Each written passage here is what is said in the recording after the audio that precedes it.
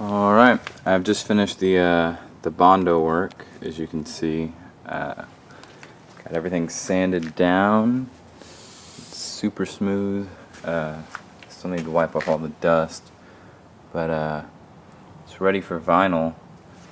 What I'm going to go ahead and do is hook everything up. I need to go get the screws that put the amp in because I seem to have misplaced them.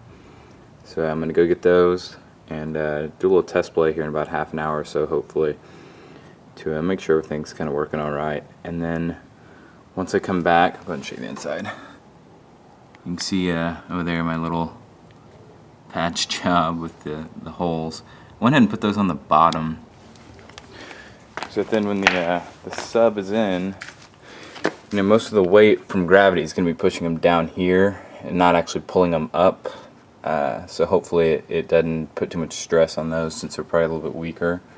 But they're epoxied in really well. It's super hard, so I don't think I'm going to have an issue with that. So like I said, I'm going to go ahead and go to Lowe's and get some more screws, put everything together, do a test, then I'll come back. I'm going to put all the fiberglass on the inside, put the feet in, do the vinyl, and all that sort of stuff, and hopefully finish it up sometime tonight.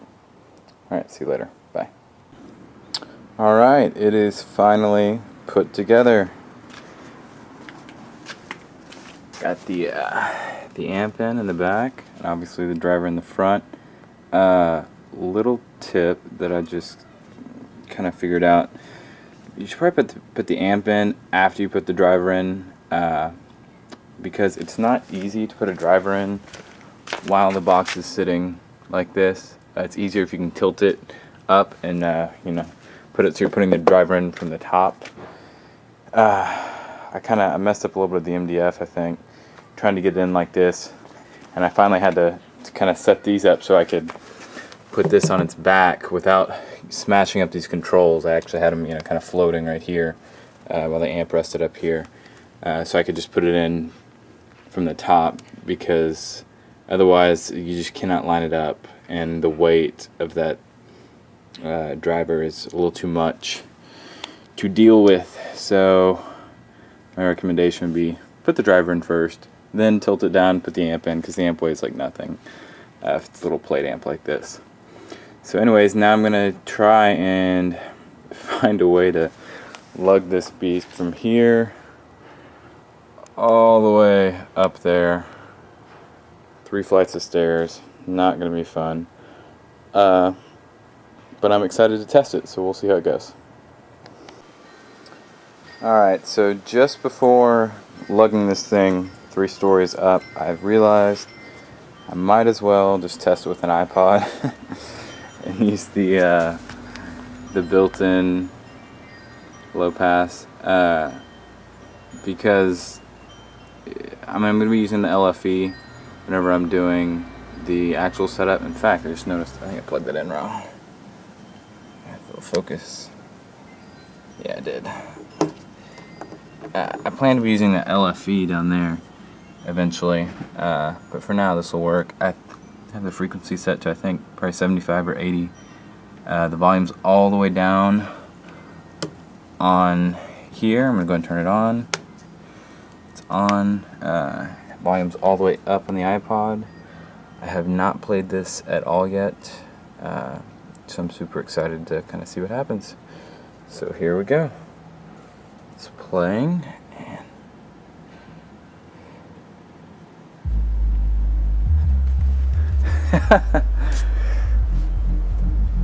Wow. It's not up very much, it's pretty loud.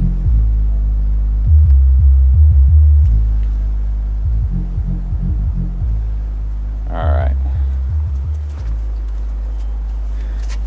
As you can see, it's not turned up loud at all, but it's putting out some serious sound. Wow.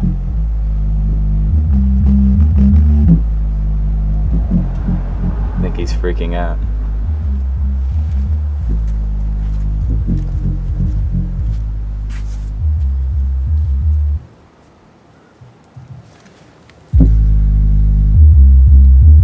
This is is just some kind of bass track that I found in my iPod. Turn this up all the way.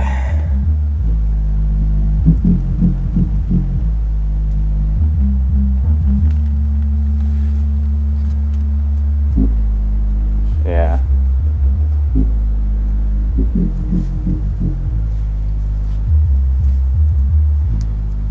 You know, it's kind of weird because I realize it's loud, but most subs I've ever heard are very resonate-y, I guess. They kind of boom and vibrate. And this thing is, I mean, it's moving, but not much. And part of it's probably because I have it on that foam pad. I don't know if you guys can hear me at all with this thing going. You know, part of it may be because it's on this foam pad, but it's very clean, extremely clean. There's no vibration to it, you know, distortion, I guess you'd call it, like you hear in every car sub I've ever heard, at least. So I like it, you know, it's not that giant vibrating mess that you usually hear. It's very, very precise. So yeah, I'm gonna go ahead and finish kind of hooking this up. I'm gonna go ahead and throw this video online so you guys can see, and kind of take everything apart and put in the fiberglass and the feet and the vinyl and all that good stuff, and hopefully have it hooked up tonight. Thanks. Bye. Hey guys, I'm back. I just noticed something with the sub. I can't hear it, but the box does have a lot of resonance to it. I'll show you in just a little bit with this quarter sitting on top.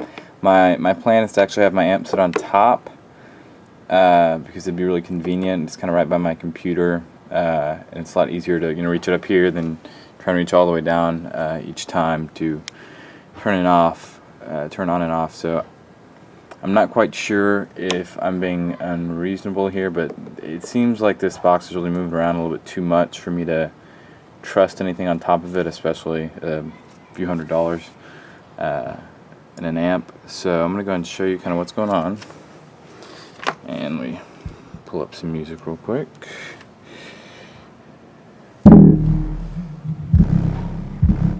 And you can see, well, you know, it doesn't look as bad right now as it did a second ago.